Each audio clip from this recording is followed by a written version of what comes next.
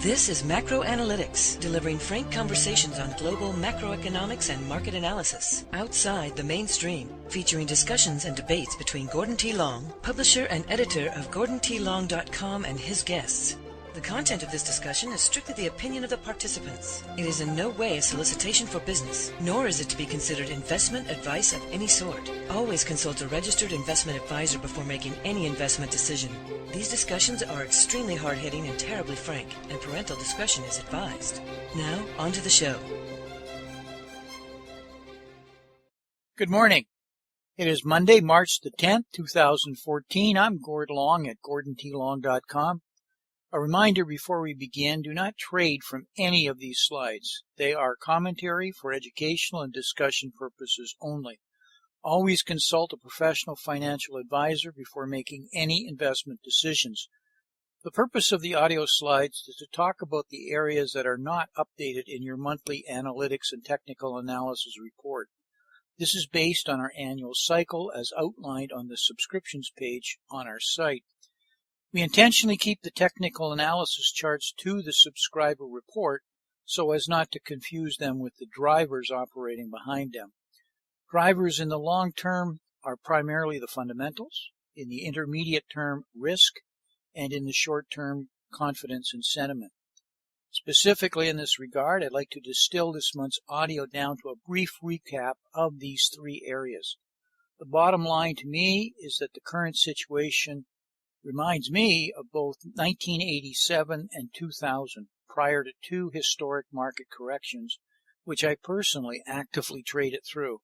I'm older and wiser now and likely more cautious than many of our listeners. It seems that Barron's always signals tops and bottoms. They have proven to be consistently the ultimate contrarian indicator.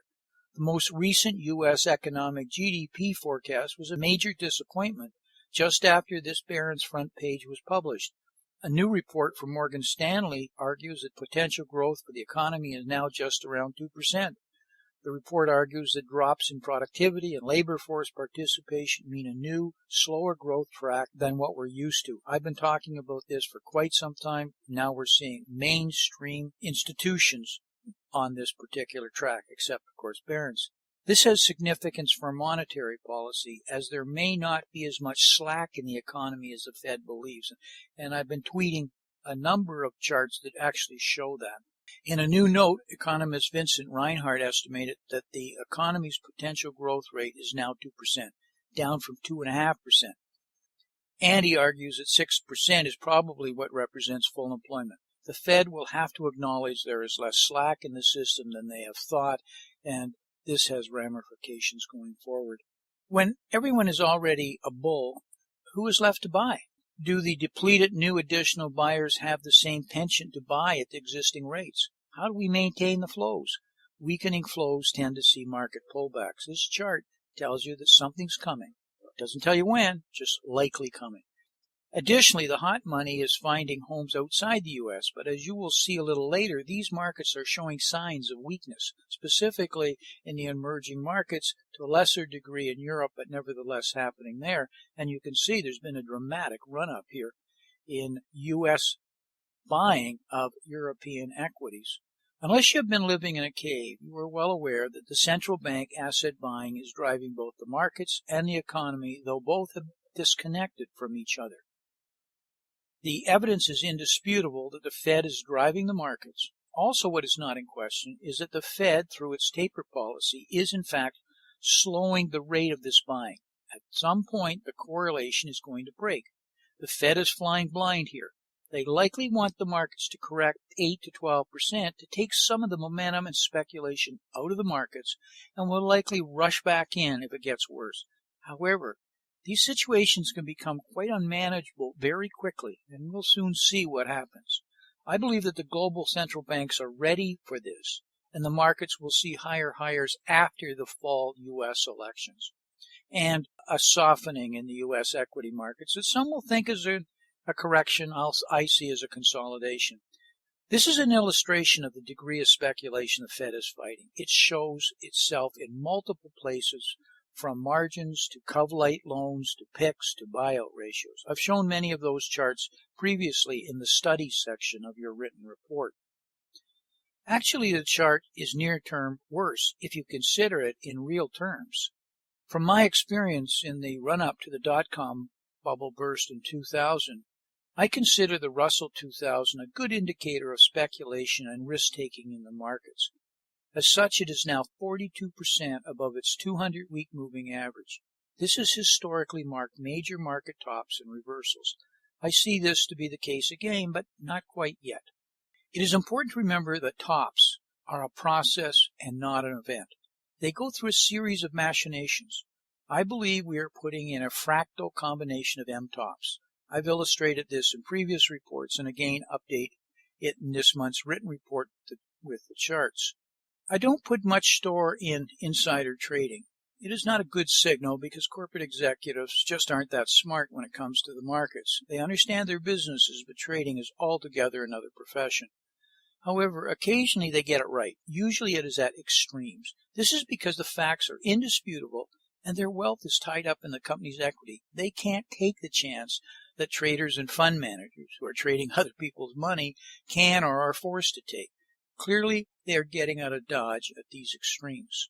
A lot of patterns, as I've said, remind me of 2000 and the dot-com bubble. The dot-com bubble era was about obscene IPOs. It appears we have a return of that element in the market.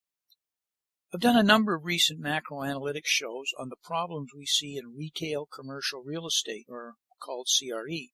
There is a major problem here that the market is presently ignoring. When Staples announced the closing of 225 stores last week, the stock wiped out 16% of its market cap in minutes. There's a lot more of these surprises coming in my estimation. My friend and previous guest at Macro Analytics, Michael Snyder, just released an article entitled 20 Stunning Facts on the U.S. Retail Apocalypse that reaffirms our research. So it's being shown in multiple ways right now, and I encourage you to listen to a number of the videos that are up at Macro Analytics. I have shown previous charts of the historical midterm market patterns. I believe we will see a version of it this year. The old market adage that may be very prescient this year is sell in May and go away. It also supports a final lift after the elections in November, a lift that I expect to give us new highs but end in early 2015. The global economy is slowing, and eventually the equity markets will reflect this. I think we are already seeing precursors as emerging markets have been weakening and the exuberant European market is flattening. The U.S. markets will follow as part of this topping process. The U.S. and European equity markets have been extremely tightly correlated to the euro-yen cross. The Japanese carry trade is critical to the global liquidity flows. Recently, I've noticed this has begun to change, and the correlation is now with the Australian-Japanese yen, and it's highly correlated. The Australian dollar is a COMDOL currency, a commodities currency. The Australian economy is very dependent on commodity prices. Commodities are hard assets, and it suggests the markets are now pricing in the debasements of currency in a slightly different manner. Commodities have started to break out recently, and specifically the soft commodities of food. Food prices have begun to noticeably move higher. So far, the developed economies have been spared because their currencies haven't weakened as much on a relative basis. I think this is going to change and put significant pressures, and we may begin to see the 1970s version of stagflation. As I said earlier, tops are a process. We have not finished the deflationary part of this cycle, in my estimation, before we get to the last leg of a hyperinflation. Remember, hyperinflation is first and foremost a currency event. It happens very quickly. It does not last long, but it's devastating. From a stock fundamentals perspective, I presently don't pay a lot of attention to earnings. They are being manipulated legally with off-balance instruments, fancy accounting, stock buybacks, and borrowed money for dividends. To me, what is important is sales revenues and EBITDA. It is tough to manipulate revenues for any sustained period. This chart shows that enterprise value, or EV to sales, is at a historic high, and it is likely now unsustainable. We have squeezed labor just about as far as we can go. At least the rate of change PEs expand when profit growth increases at a greater rate than revenues. It contracts when it becomes less. I see contraction looming. I see the rate of global aggregate demand growth slowing and possibly going into contraction. Revenues are being taken down consistently around the world. The facts are coming out, but they are being ignored by the U.S. equity markets. As everyone knows, the markets are tracking the increase in the Fed balance sheet, and taper is still pumping out a lot of liquidity. It is shrinking in size, but it's still over $60 billion new dollars every month. If you examine Macro Driver Insights research in this month's Matter Report, you will see that it is highly likely we'll get early topping warnings from the EU equities. They presently expect and are pricing in somewhat an EU version of quantitative easing, in my estimation. Any change here in the global markets will react quickly. Important to watch the EU markets right now. Earnings on an inflation-adjusted basis are very high, and I would even argue are extreme. What may be more telling, though, is profits have diverged from economic growth. The question is, how long is this sustainable? Profit growth as a percentage of GNP has also diverged from forward profit growth. The system doesn't work for long when this happens. Warren Buffett has been a strong proponent for years of the ratio of GDP to market cap. And when it gets out of sync is one of his key signals to shift his portfolio. My guess right now is after April 15th, IRA tax contributions are deposited and invested, and before the June quadruple witch is when we should see the beginning of a market consolidation correction. It's basically a sell in May and go away story, the old adage. Everything would change, however, if quantitative easing is announced in Europe or taper is stopped. I like the gold chart as a very telling chart. I believe there is one, and I'm probably in the minority here, I believe there is one final leg down before we continue the bull market in gold. And I'm a gold bull. But I believed and have for at least 18 months we were in a 2-year consolidation pattern in gold. And I still think we have one more leg to go down, though it may not be a lower low, just down, and we put in, well, I'll call it double bottom. I think the equity market will echo this. Though they will fail, the equity market will fail in 2015, while precious metal will continue to head higher. We're in a wave 3 in gold, and actual fact, gold and silver precious metals' biggest waves are when they're in wave 5.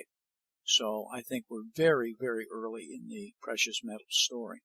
In closing, I'd like to take a moment as a reminder, do not trade from any of these slides. They are for educational and discussion purposes only. Thank you for listening, and until next month, may 2014 be an outstanding investment year for you, and I encourage you to study the charts in the written report. Thank you very much. This has been Gordon T. Long, editor and publisher of GordonTLong.com. New recordings are posted regularly and can be found at GordonTLong.com. New show notifications are available through RSS feed, iTunes, and other social networking venues at GordonTLong.com.